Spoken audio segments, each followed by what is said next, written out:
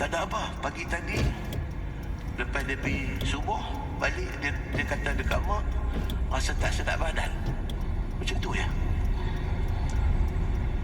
Pegang tengok, tak demam, tak apa. Dia kata rasa tak sedap badan. Tak apalah, rest lah kata. Zuhur meninggal. Allahu Akbar, tuan-tuan. Itu level 4, alam kubur. Kita tak tahu, tuan-tuan. Saya tak tahu, tuan-tuan tak tahu, jiran-jiran kita tak tahu, adik-adik kita tak tahu. Kita punya ending macam mana? Tak tahu.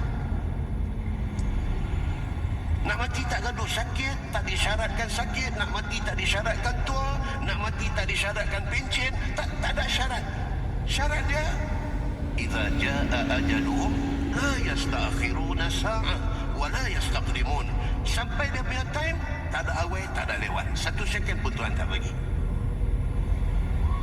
Benda ni saja kalau kita ambil serius, kita fikir, sudah cukup untuk menginsafkan kita.